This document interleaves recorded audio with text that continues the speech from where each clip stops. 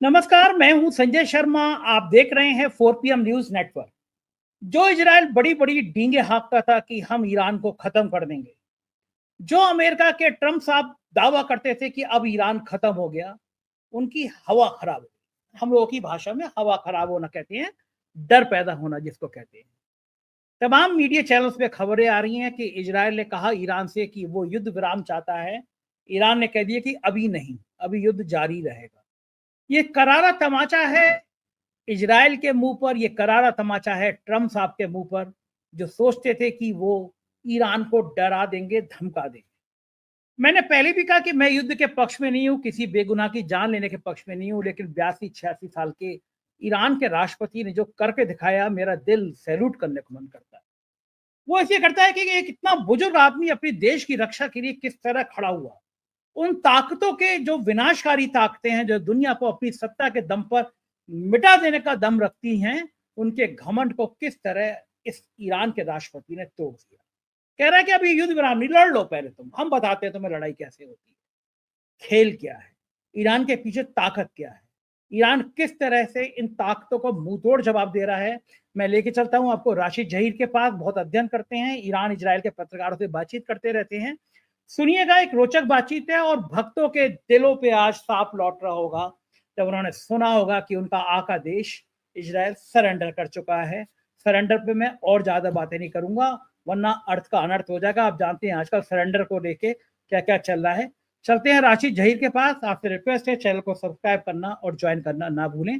सुनते हैं क्या कह रहे हैं राशिद जहीर। राशिद जी, मैंने कुछ दिन पहले आपसे कहा था कि मैं युद्ध के पक्ष में नहीं हूं, मैं बिल्कुल नहीं चाहता कि किसी भी बेगुनाह की हत्या हो। लेकिन मैंने आपसे कहा था कि मैं 82-86 साल के आदमी का मुरीद हो गया। इस उम्र में ये हिम्मत, ये जज्बा, अपने देश की एकता अखंडता के लिए अपने आप को कुर्बान करने का फैसला, और जो ईरान के राष्ट्रपति ने कहा किया, मरते सब हैं, जिंदा कोई नहीं रहता दुनिया में, लेकिन कुछ लोग इतिहास बनाते हैं। और ईरान ने बड़ी बड़ी ताकतें जो समझती थी कि वो दुनिया को झुका सकती हैं, उनके गाल पर करारा तमाचा मारा है। मैं आज एनडीटीवी की खबर देख रहा था, उस पर चल रही थी कि इजराइल ने ईरान को युद्ध विराम का प्रस्ताव भेजा है और ईरान ने कहा कि अभी युद्ध विराम नहीं होगा। मतलब जब अमेरिका ने भी ईरान पर बम बरसा दिए, इजराइल ने भी पूरा अटैक कर दिया, लेकिन इसके बावजूद अमेरिका को लगता था कि उसके जहाज आएंगे, 3-4-5 बम गिराएंगे और डर जाएगा ईरान। लेकिन ईरान ने कह दिया कि इजराइल से कि अभी युद्ध विराम नहीं होगा, युद्ध जारी रहेगा। मैं बड़ा हैरान हूं, मैं जानना चाहता हूं, चूंकि आप बहुत स्टडी करते रहते हैं इन तमाम देशों की, ये कलेजा, ये हिम्मत कहां से आई ईरान के पास। और अमेरिका के लिए इससे ज्यादा अपमानजनक बात क्या होगी कि ईरान पलट के वार कर रहा है और कह रहा है कि अभी युद्ध विराम नहीं होगा, अभी तो और कुछ बाकी है। राशिद भाई। सर, एक उर्दू की मिसाल है कि सब्र करने वाला आदमी जो होता है ना, घुड़सवार, वो कभी गिरता नहीं है, और जो जल्दबाज होता है वो कदम कदम पे गिरता है। तो ईरान के जो ये सुप्रीम लीडर हैं, इनके बारे में तो सर एक जमाने से मालूम, जब ये राष्ट्रपति थे उस वक्त से इनकी जो है पूरी एक बात दिखाई देती थी कि ये ईरान को किस जगह लेकर जाना चाहते हैं। 79 में जब, सर मैं आपकी बात बिल्कुल ठीक है, वॉल स्ट्रीट जर्नल ने छापा है कि अमेरिका के जरिए इजराइल ने जो है अब सीज फायर का मामला करने की बात की है, सऊदी मुल्कों के बीच में डाला गया है, इसमें कोई मैं इसी पर आऊंगा। लेकिन मैं आपको बताना ये चाहता हूं कि 79 में जब ये आयतुल्ला खुमैनी जो पहले वाले थे, जब ईरान में आए और वहां का वो जो बादशाह था भाग गया, तो बहुत सारे लोगों का कहना था कि इन मुल्लों से संभलेगी नहीं है। लेकिन सर दुनिया ने देखा कि ईरान ने क्या क्या काम किए हैं। तमाम के तमाम वो होने के बावजूद भी, सैंक्शन लगने के बावजूद भी, ईरान ने क्या क्या किया। हमारे यहाँ एक विमला पाटिल बहुत पुरानी लेखक थी सर, मुझे बात याद आ जाती है, उन्होंने सर ये लिखा अपने अखबारों में, हालांकि विमला पाटिल बड़ी शानदार बुकर प्राइज जीत चुकी थी, उस जमाने में लिखा कि तेहरान की सड़कें, मैंने पहले भी आपके सामने कहा, ऐसी बना दी गई हैं जैसे पेरिस की सड़कें शर्मा जाए। ये तो खैर एक अलग चीज है। एक चीज मैं आपको ईरान के बारे में और बता दूं कि ईरान के अंदर चूंकि पर्दा सिस्टम आप जानते हैं, तो वहां एक मसला बना सर उसी जमाने में कि हमारे यहाँ लेडीज का जब ऑपरेशन होता है तो वहां सर्जन लेडीज नहीं है। तो उन्होंने कहा भाई अभी मजबूरी है, जो जेंट सर्जन है अभी उसी से कराएंगे, लेकिन कुछ साल बाद हम ऐसा मामला बना देंगे कि हमारी महिलाएं जो हैं वो लेडीज सर्जन से ही सर्जरी कराएंगी। और आज ईरान के अंदर सर कोई भी महिला इजीली अवेलेबल हो जाती है उसके लिए लेडी सर्जन। ये ईरान की बात है। देखिए मगरिबी मीडिया यानी कि ये दूसरे मीडिया ऐसी बातें बताते नहीं। अब आते हैं सर टॉपिक पर। तो सर इस आदमी ने क्या कर दिखाया है, इसका सब्र व तहम्मुल इसको गिरने नहीं दे रहा है। तो बात यह है कि अब वॉल स्ट्रीट के जनरल के मुताबिक हालांकि ईरान पे आज बहुत बड़े हमले हुए हैं सर, बहुत बड़े हमले। मैं कहता हूं बहुत बड़े हमले क्या कि 100 स्ट्राइक्स तो विद इन 2 आवर्स, 1 घंटे में कर दी गई, जो अल जजीरा की रिपोर्ट है। लेकिन वॉल स्ट्रीट जनरल की शाम की खबर तमाम खबरों को खत्म कर देती है जब पता यह चला कि अमेरिका के माध्यम से इजराइल ने यह संदेशा भिजवाया है कि साहब जरा अब हम कान पकड़ लेते हैं। कान तो मैं कह रहा हूं, लेकिन उनकी हालत खराब हो गई। अब अमेरिका के जो पिट्ठू हैं सऊदी मुल्क, उनके पास मैसेज पहुंचा कि बात करो। तो ये तो बिल्कुल कन्फर्म है, कई सारे अखबारों ने छापा और इन्हीं के अखबार छाप रहे हैं। लेकिन उस तरफ से जो जवाब आया सर, उनका कहना यही है कि ये खत्म तो अब हम करेंगे। क्योंकि उनके विदेश मंत्री जो पुतिन से मिल रहे हैं सर, उसका पूरा स्टेटमेंट अभी आया नहीं है।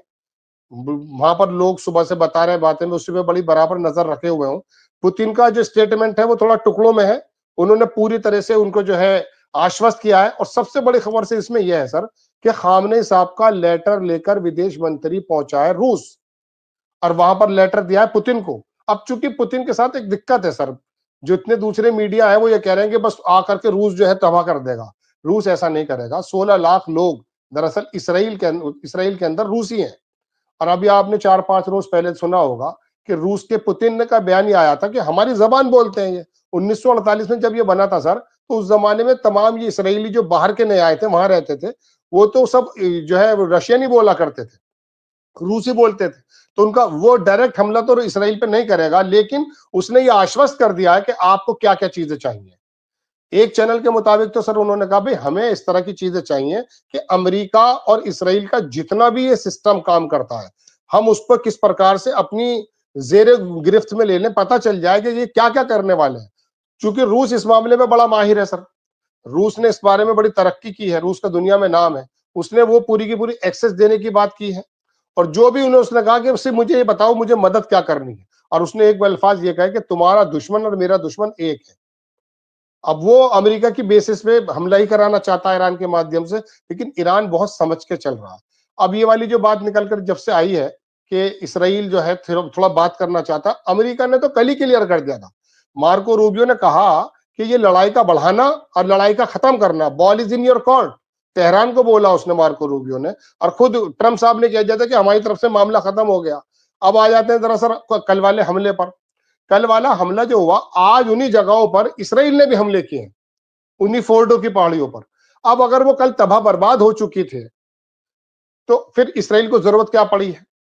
बात यह है सर कि 125 विमान तो थे, 35 ये तमाम, और यहां से जो कैलिफोर्निया के जो बीचेस से चले हैं, 37 घंटे की प्रवास की है कल अमेरिका के उन विमानों ने, जिसको बी बॉम्बर कहा जाता है। ये इनके पास 19 है। ये 20,000 करोड़ रुपए का सर एक है। बहरहाल 14 वहां से चले बिना किसी को बताए, 7 चले गए किसी नामालूम जगह, और 7 ने 2 बार रिफ्यूल किया। उसके बाद ये डायरेक्ट ईरान पर गए। वहां पर 30,000 केजी का, 18,000 केजी के बम मारे गए। ये अंदर तक वार करते हैं 180, 190, 200 के नीचे नीचे। अब सर वहां पर वो है 250, 300, कोई 600 बताता, कोई 500 बताता है। और वहां पर जो हमले हुए हैं ऊपर से तो वाकई देखे गए, जो अब जो सैटेलाइट इमेजेस आई हैं। लेकिन सर दूसरी मीडिया ने यह बताया है कि यहाँ तो यूरेनियम ही नहीं है। आज अमेरिका का एक बहुत बड़ा अखबार है सर, मैं अभी देख के बता दूंगा आपको, ब्लूमबर्ग है शायद, उसने कहा कि 408 किलो जो यूरेनियम है, हमारी चिंता ये कहां गया। अब सर मैं आपको बता देता हूं ये कहां गया, ये भी मैं बाहर के मीडिया से बता रहा हूं आपको। ये हुआ यूं है कि जो लग्जमबर्ग के लिए चीन के विमान उड़े थे 18, 19, 20 में, वो लग्जमबर्ग के लिए उड़े तो थे, लेकिन चूंकि चीन छुपा लेता अपने विमानों को, ये ईरान में उतरे। अब लोगों का कहना यह है कि साहब वो जो यूरेनियम है वो टोटल जो है इन्होंने ट्रांसफर कर दिया दरअसल चीन के लिए। अब चीन इतना ज्यादा जब काम कर रहा है तो ईरान के तो हौसले अपने आप ज्यादा हो जाएंगे। और ईरान के हौसले तो सर दूसरी तरह से हैं। वहां के लोग सड़कों पर हैं, भले बमबारी हो रही है, वहां का टावर टूट गया। आज मैं ईरान की बात करूं तो ईरान के अंदर जो इन्होंने हमले किए सर, वो वहां पर बहुत नुकसान हुआ है। जो इसराइल का टाइम्स ऑफ इसराइल है, वो ये लिख रहा है कि IRGC जो ईरान का रिवोल्यूशन गार्ड है, उसके एक ही झटके में 100 लोग मार दिए गए। उनका कहना तो यह है। अब चूंकि ईरान के अंदर इंटरनेट बहुत ज्यादा नहीं है तो बहुत खबरें नहीं आ पा रही हैं, लेकिन उनका नुकसान फिर भी निकल कर आया। जेल पर भी इन्होंने किया, IRGC के हेडक्वार्टर पर भी किया, एक यूनिवर्सिटी थी उस पर भी किया। और एक क्लॉक टावर, ये जो सुप्रीम लीडर है 2017 में या 16 में मेरे ख्याल से इन्होंने उसको बनाया था, और इन्होंने कहा था 25 साल का समय है, दरअसल इसराइल खत्म हो जाएगा, उसको भी उड़ा दिया इन्होंने। लेकिन बाद में फिर ईरान ने जो हमला किया है सर, तो उसके अंदर ये हुआ कि 8000 घरों के अंदर अब इसराइल के अंदर लाइट नहीं है, खत्म हो गई। उन्होंने बिजली के स्टेशन उड़ा दिए हैं, हाइफा को फिर दोबारा हिट कर दिया है, और बहुत सारी जगहों पर ईरान ने नए नए मिसाइल्स मारे हैं। आज मिसाइल्स की डिटेल भी दी है ईरान ने। तो ये टोटल सिनेरियो है। तो अब ईरान जो है सर, अगर उसे वाकई, जैसा कि अभी मैंने कहा ना, रूस की खबरें आनी बाकी हैं, ये शुरुआती बातें बताई, अगर रूस की तरफ से, क्योंकि रूस खाली अपना आप नहीं कहेगा, चीन कहेगा उससे कि ये देना ये नहीं देना। चीन डायरेक्ट तो आता नहीं है लड़ाई में, वो रूस को डिक्टेट करेगा कि आप ये दीजिए ये दीजिए ये दीजिए, तब जाकर के कुछ काम बनेगा। एक खबर सर सीरिया से आ रही है, वो हालांकि पुष्टि हम नहीं कर रहे अभी, लेकिन सीरिया की एक बेस पर हमला हुआ है अमेरिका की।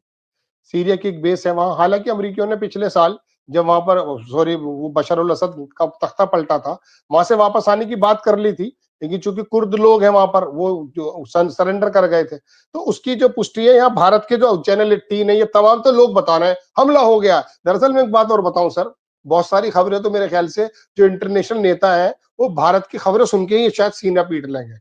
यहाँ मैंने देखा सर, जितने भी मैंने जब सुना दोपहर के सीरिया पे हमला हो गया, तो मैंने देखा, तो यकीन मानिए मैंने ये सर्च किया गिरोह पे जाकर के कि कोई विदेशी संस्थान का मुझे लिंक मिल जाए जो ये बताए कि सीरिया पे हमला हुआ है।